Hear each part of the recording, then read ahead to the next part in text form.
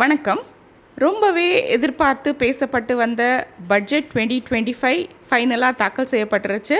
So budget பற்றின expectations நிறையவே மீடியாவில் ஓடிட்டு இருந்தது. இன்ஃபேக்ட் நம்ம சேனல்லையும் நம்ம பட்ஜெட் எக்ஸ்பெக்டேஷன்ஸ் பற்றின வீடியோ ஒன்று ஏற்கனவே போட்டிருந்தோம்.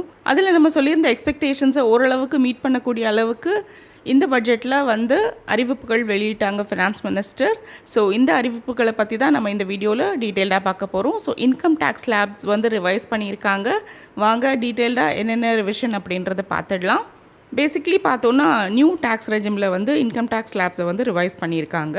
இங்கே நான் இந்த பக்கம் கொடுத்துருக்கிறது பார்த்தோன்னா கரண்ட்டாக இருக்க income tax slabs, new tax ரெஜிமில் இருக்க income tax slabs. Old tax ரெஜிமில் எந்த மாற்றமுமே இல்லை, பழையபடி தான் அப்படியே இருக்குது.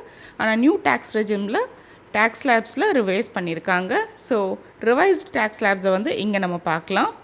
பேசிக்லி பார்த்தோன்னா இதுக்கு முன்னாடி வரைக்கும் நியூ டேக்ஸ் ரெஜிமில் அப் டு 3 lakhs டேக்ஸ் கிடையாது. more than 3 lakhs to 7 lakhs 5%, more than 7 lakhs to 9 lakhs 10%, more than 9 lakhs to 12 lakhs 15%, more than 12 to 15 lakhs 20%, and more than 15 lakhs 30% அப்படின்னு இருந்தது.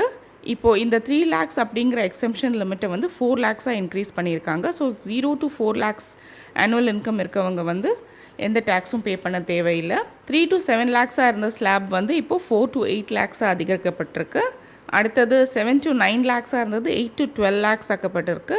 So 4 to 8 lakhs 5% tax, 8 to 12 lakhs 10% tax. அடுத்ததாக 9 to 12 lakhs 15% இருந்த அந்த slab 12 to 16 lakhs-ஆக increase ஆகி 15% tax அப்படின்னு சொல்லியிருக்காங்க. அடுத்தது 12 to 15 lakhs இருந்து 20% ஸ்லாப் 16 to 20 lakhs-ஆக அதிகரிக்கப்பட்டிருக்கு. அண்ட் இங்கே நம்ம ஏற்கனவே சொன்ன மாதிரி பட்ஜெட் எக்ஸ்பெக்டேஷன்ஸில் 25%க்கான புது டேக்ஸ் ஸ்லாப் இன்ட்ரடியூஸ் பண்ணியிருக்காங்க. ஸோ 20 lakhs-க்கு மேலே 24 lakhs வரைக்கும் 25% இன்கம் டேக்ஸ் பே பண்ணுற மாதிரி இருக்கும் அப்படின்ற இந்த புதிய டேக்ஸ் ஸ்லாபை இன்ட்ரடியூஸ் பண்ணியிருக்காங்க. ஸோ இது ஒரு சேஞ்சு. அடுத்ததாக பார்த்தோன்னா 24 lakhs-க்கு மேலே வருமானம் இருக்கவங்க 30% டேக்ஸ் ஸ்லாபில் ஃபாலோ ஆகுறாங்க அப்படிங்கிறது தான் இப்போது இந்த இன்கம் டேக்ஸ் ஸ்லாபோட ரிவிஷன். பட்ஜெட் அறிவிப்பில் ரொம்பவே பேசப்பட்டிருக்க அண்ட் வரவேற்கப்பட்டிருக்க ஒரு விஷயம் என்ன அப்படின்னு பார்த்தோன்னா, ஆண்டுக்கு 12 லட்சம் வரைக்கும் வருமானம் இருக்கவங்க இன்கம் டேக்ஸ் பே பண்ண தேவையில்லை அப்படிங்கிற ஒரு விஷயம்தான். கொஞ்சம் முன்னாடி தான் நம்ம இந்த ரிவைஸ் டேக்ஸ் ஸ்லாப்ஸ் பார்த்தோம். அதில் 4லேருந்து 8 லட்சத்துக்கு 5%, 8லேருந்து 12 லட்சத்துக்கு 10% அப்படின்ற டிஃப்ரெண்ட் ஸ்லாப்ஸ் பார்த்தோம். ஸோ 12 lakhs வரைக்கும் நமக்கு இன்கம் இருந்ததுன்னா எப்படி நமக்கு நில் டேக்ஸ் ஆகும் அப்படிங்கிறது முதல்ல நம்ம தெரிஞ்சுக்கலாம்.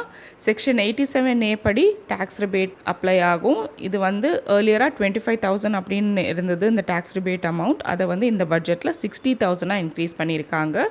ஸோ இந்த டேக்ஸ் ரிபேட் அப்ளை பண்ணால் 12 lakh per year இன்கம் இருக்கவங்களுக்கு நில் இன்கம் டேக்ஸ் தான் வரும். ஸோ அந்த கேல்குலேஷன் படி சரி. இப்போ எப்படி 12 lakhs-க்கு நோ இன்கம் டேக்ஸ் அப்படின்னு தெரிஞ்சாச்சு. இந்த டேக்ஸ் ரிபேட்டை யார் அப்ளை பண்ணலாம், இல்லது யாருக்கு இந்த டேக்ஸ் ரிபேட் அப்ளை ஆகும் அப்படின்றது முதல்ல தெரிஞ்சுப்போம். இப்போ நான் ஒரு சேலரிட் எம்ப்ளாயாக இருக்கேன். எனக்கு ரெகுலர் இன்கம் மட்டும்தான் வருது, சேலரி மூலமாக மட்டும்தான் இன்கம் வருது. அப்படிங்கிற பட்சத்தில் என்னோடய வருமானம் அந்த ஆண்டுக்கு 12,75,000 வரையும் இருந்ததுன்னா எனக்கு நில் இன்கம் டேக்ஸ் வந்துடும். இதுவே நான் ஒரு சின்ன பிஸ்னஸ் ரன் பண்ணுறேன், என்னோடய ஆண்டு வருமானம் 12 lakhs-ஆக இருக்குது அப்படிங்கிற பட்சத்தில் நான் இந்த டேக்ஸ் ரிபேட் அப்ளை பண்ணி எனக்கு நில் டேக்ஸ் ஆகிடும். ஆனால் எனக்கு கேபிட்டல் கெயின் மூலமாக ஏதோ இன்கம் வந்தது அப்படின்னா அப்போது நான் இந்த டேக்ஸ் ரிபேட்டை அப்ளை பண்ண முடியாது. கேபிட்டல் கெயின் அப்படிங்கிறது நான் ஏதோ ஸ்டாக்கை வாங்கி விற்றுருக்கேன், ப்ராஃபிட் எனக்கு கிடச்சிருக்கு, அது மூலமாக எனக்கு கேபிட்டல் கெயின் இருந்திருக்கு.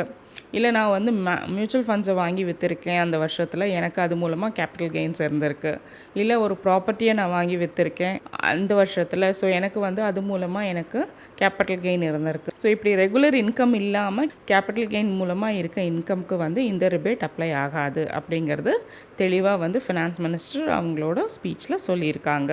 அடுத்ததான் நம்ம வரவேற்கத்தக்க இன்னொரு விஷயம் என்ன அப்படின்னு பார்த்தோன்னா, ரெண்டல் இன்கமோட டிடிஎஸ் எக்ஸம்ஷன் லிமிட்டை இன்க்ரீஸ் பண்ணியிருக்காங்க. எவ்வளோ இன்க்ரீஸ் பண்ணியிருக்காங்க அப்படின்னு பார்த்தோன்னா, கரண்ட்டாக இப்போது ரெண்டல் இன்கம் 2.4 lakhs வரையும் இருந்ததுன்னா அதுக்கு நம்ம டேக்ஸ் கட்ட தேவை இல்லாமல் இருந்தது. இப்போது இந்த லிமிட்டை 6 lakhs-ஆக இன்க்ரீஸ் பண்ணியிருக்காங்க. ஸோ 6 லட்சம் வரைக்கும் நமக்கு ரெண்டல் இன்கம் அதாவது நம்ம ஒரு வீடை வாடகை விட்டுருக்கோம், அது மூலமாக அந்த வருஷத்துக்கு நமக்கு 6 லட்சம் வரைக்கும் ரெண்ட் வந்ததுன்னா அந்த இன்கம்க்கு நம்ம டேக்ஸ் கட்ட தேவையில்லை. 6 லட்சத்துக்கு மேலே இருக்க இன்கம்மை மட்டும் நம்ம டேக்ஸபிள் இன்கமில் இன்க்ளூட் பண்ணிக்கணும் அப்படிங்கிறது தான்.